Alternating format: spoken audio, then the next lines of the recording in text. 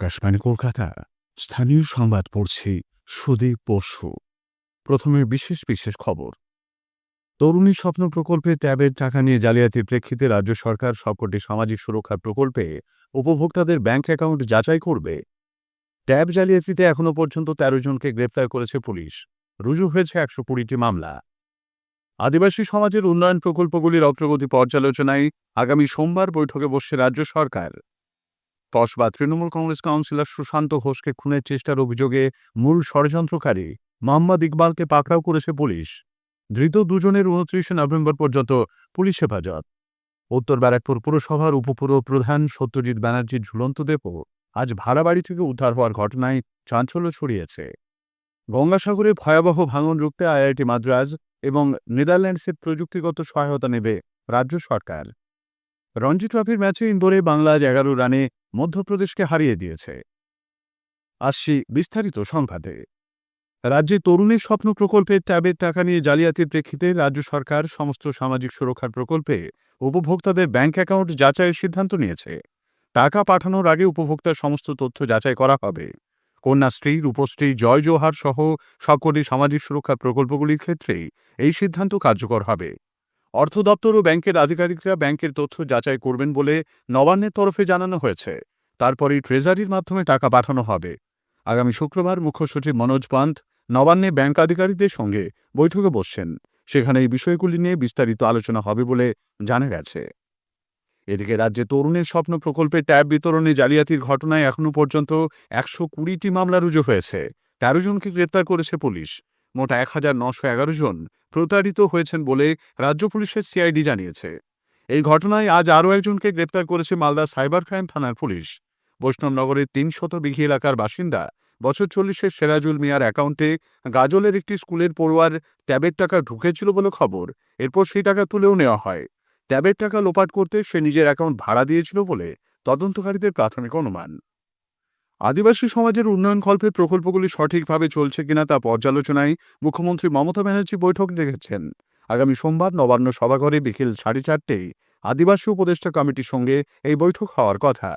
মুখ্যমন্ত্রী ছাড়াও আদিবাসী উন্নয়ন দপ্তরের মন্ত্রী বীরবাহা হাঁসদা এবং দপ্তরের আধিকারিকরা সেখানে উপস্থিত থাকবেন। চলতি প্রকল্পগুলি ছাড়াও আর কোন কোন প্রকল্পের প্রয়োজনীয়তা রয়েছে, কিভাবে আদিবাসী সমাজের আরও উন্নয়ন করা সম্ভব তা খতিয়ে দেখা হবে বৈঠকে। পুরুলিয়ার মুখোশ গ্রাম হিসেবে পরিচিত চরিদায় আবাস যোজনা থেকে প্রায় ১৫০০ যোগ্য প্রাপকের নাম বাদ পড়েছে বলে অভিযোগ উঠেছে। বাগমুন্ডি ব্লকের সিন্দ্রি পঞ্চায়েতের অন্তর্গত এই গ্রামের মানুষরা মূলত ছৌ মুখোশ তৈরি করে জীবিকা নির্বাহ করেন। পাকা ঘরের অভাবে অনেকেই মন্দিরে বা অন্যত্র রাত কাটাচ্ছেন বলে স্থানীয়দের দাবি। অবিলম্বে ফের সমীক্ষা করে যোগ্যদের নাম তালিকার অন্তর্ভুক্ত করার দাবি জানিয়েছেন তারা। কসবা তৃণমূল কংগ্রেস কাউন্সিলর সুশান্ত ঘোষকে খুনের চেষ্টার অভিযোগে মূল ষড়যন্ত্রকারী মোহাম্মদ ইকবালকে পাকড়াও করেছে পুলিশ। রাজ্য ছেড়ে ওই ব্যক্তি অন্যত্র পালানোর চেষ্টা করছিল বলে সূত্রের খবর। বর্ধমানে গলসি থানা এলাকা থেকে আজ ইকবালকে আটক করে পুলিশ। তাকে কলকাতায় আনার প্রস্তুতি চলছে। এই ঘটনায় ধৃত বিহারের বৈশালীর বাসিন্দা যুবরাজ সিং এবং ট্যাক্সি চালক আহমেদকে আজ আদালতে তোলা হলে তাদের ২৯ নভেম্বর পর্যন্ত পুলিশ হেফাজত হয়েছে। উল্লেখ্য, গত শুক্রবার সন্ধ্যায় ১০৮ নম্বর ওয়ার্ডের তৃণমূল কংগ্রেস কাউন্সিলর সুশান্তকে লক্ষ্য করে গুলি চালানোর চেষ্টা করে ব্যর্থ হয় দুষ্কৃতীরা। এদিকে আজ ঘটনাস্থলে যান কলকাতার পুলিশ কমিশনার মনোজ ভার্মা। সঙ্গে ছিলেন ডিসি এসএসডি বিদিশা কলিতা সহ পদস্থ কর্তারা। কমিশনার বলেন, পুলিশ ঘটনার উপযুক্ত তদন্ত করছে। ঘটনা যেটা আমরা জানতে পেরেছি, mister Sushant Ghosh, councillor of ward number 108, উনি ওনার বাড়ির পাশেই বসেছিলেন অ্যান্ড স্কুটিতে দুজন এসছে, পিছনে পিলিয়ন রাইডার। ও নেমে গুলি করেছে। Somehow the bullet has not fired. তারপরে একজনকে পাবলিক ধরেছে অ্যান্ড আর্মস পাওয়া গেছে। পরে পুলিশ তদন্ত করে আরেকজনকে ধরেছে অ্যান্ড ফার্দার ইনভেস্টিগেশন হচ্ছে। এদিকে মুখ্যমন্ত্রী মমতা ব্যানার্জি আজ ফোন করে সুশান্ত ঘোষের সঙ্গে কথা বলেন। এই ঘটনাকে কেন্দ্র করে শুরু হয়েছে রাজনৈতিক চর্চা। রাজ্যের বাইরে থেকে কিভাবে অস্ত্র ও দুষ্কৃতীরা অবাধে প্রবেশ করছে সেই প্রশ্ন তুলেছেন পুর নগরোন্নয়ন মন্ত্রী ফিরহাদ হাকিম। প্রত্যেকটা অ্যারেস্ট আমি দেখছি বাইরের স্টেটের ক্রিমিনাল এখানে অ্যারেস্ট হচ্ছে। এত বাইরের ক্রিমিনাল আসছে কি করে? Where is our network? বারবার মুখ্যমন্ত্রী বলছেন নাকি মুঙ্গের থেকে আনসাই, মুঙ্গের থেকে আনসাই আন ধরার জায়গা করো। যদি জল জমে আমাকে তো জল জমার ব্যবস্থা করতে হবে। জল না থাকলে আমায় ব্যবস্থা করতে হবে। সেরকম তোমাকেও তো যখন বাইরের থেকে আর্মস আসছে, সে আর্মসটা না আসার তো তোমার ব্যবস্থায় করতে হবে। বাংলার কালচারটাকে নষ্ট করে দিই। বিজেপি রাজ্য সভাপতি সুকান্ত মজুমদার কটাক্ষ করে বলেছেন, রাজ্যের পুলিশ মন্ত্রীর কথা পুলিশ শুনছে না। এই অভিযোগ অত্যন্ত উদ্বেগের। শহরের মহানাগরিক যদি পুলিশের উপর আস্থা না রাখতে পারে, তো সেই পুলিশ রেখে লাভ কি? বাংলার হোম মিনিস্টার চাইছে আর পুলিশ করছে না, এটা যদি আমাদেরকে বিশ্বাস করতে পারে বাংলার মহানাগরিক, তাহলে তো সেই হোম মিনিস্টারের থাকা উচিত না নিজের পদে, আত্মশ্লাঘা থেকে সরে যাওয়া উচিত। উত্তর ব্যারাকপুর পুরসভার উপপুরপ্রধান সত্যজিৎ ব্যানার্জির ঝুলন্ত দেহ উদ্ধারের ঘটনায় আজ চাঞ্চল্য ছড়িয়েছে। ইছাপুর আনন্দমঠ এলাকায় একটি বাড়িতে তিনি ভাড়া থাকতেন। গতকাল সকাল থেকে নিখোঁজ ছিলেন তিনি। রাতেই পরিবারের তরফে নোয়াপাড়া থানায় নিখোঁজ ডায়েরি করা হয়। এরপর আজ সকালে ইছাপুরের ভাড়া বাড়ির ছাদ থেকে তাঁর ঝুলন্ত দেহ উদ্ধার হয়। উত্তর চব্বিশ পরগনার ভাটপাড়া পৌরসভার 12 নম্বর ওয়ার্ডের প্রাক্তন তৃণমূল কংগ্রেস ওয়ার্ড সভাপতি অশোক সাউয়ের খুনের ঘটনায় ধৃত সুজল পাসওয়ানের 9 দিনের পুলিশ হেফাজত হয়েছে। নৈহাটির শিবনাথপুর এলাকা থেকে ধৃত ওই ব্যক্তিকে আজ ব্যারাকপুর আদালতে তোলা হয়। স্থানীয় সংবাদ শুনছেন আকাশবাণী কলকাতা কেন্দ্র থেকে। এখন বিজ্ঞাপন। এখন আলু চাষে ইমেস্টো প্রাইমের সাথে সাফল্য লাভ করুন কিলোতেও কোয়ালিটিতেও। ভালো অঙ্কুরোদ্গম ও সুস্থ নিরো গাছ পেতে ইমেস্টো প্রাইম দিয়ে আলু বীজ শোধন করে বীজবাহিত মাটিবাহিত রোগকে পরাস্ত করুন। গঙ্গাসাগরে ভয়াবহ ভাঙন রুখতে রাজ্য সরকার আইআইটি মাদ্রাজ এবং নেদারল্যান্ডসের প্রযুক্তিগত সহায়তা নেবে। আসন্ন সাগর মেলার প্রস্তুতিতে স্বল্পমেয়াদী পরিকল্পনার পাশাপাশি দীর্ঘমেয়াদী ভিত্তিতেও পরিকল্পনা গ্রহণ করা হচ্ছে বলে সেচমন্ত্রী মানস ভূঁইয়া জানিয়েছেন। আজ সাগর মেলার প্রস্তুতি বৈঠকে অংশ নেন তিনি। উপস্থিত ছিলেন সুন্দরবন উন্নয়ন মন্ত্রী বঙ্কিম হাজরা, স্থানীয় বিধায়ক, জেলা সভাপতি সহ আধিকারিকরা। লটারি দুর্নীতি তদন্তে ইডি আজও লেক রোড একটি সংস্থার অফিস ও তার আধিকারিকের বাড়িতে তল্লাশি চালাচ্ছে। এই নিয়ে টানা 3 দিন সেখানে তল্লাশি অভিযান চলছে। উদ্ধার হয়েছে প্রায় 3.5 কোটি টাকা ও বেশ কিছু নথিপত্র। আজ কার্তিক পুজো। কার্তিক মাসের সংক্রান্তিতে দেব সেনাপতি রূপে পূজা করা হয় শক্তির দেবতা কার্তিককে। রাজ্যের বিভিন্ন প্রান্তে বারোয়ারি পুজোর পাশাপাশি গৃহস্থের বাড়িতেও আয়োজন করা হচ্ছে কার্তিক পুজোয়। হুগলির বাঁশবেড়িয়ার সাড়ম্বরে পালিত হচ্ছে কার্তিক পুজো। এই পুজো দেখতে ইতিমধ্যে বহু মানুষ ভিড় জমিয়েছেন। মালদা শহরের মনমোহন শাহ পরিবারের কার্তিক পুজো রাজ্যে প্রাচীন পুজোগুলির অন্যতম।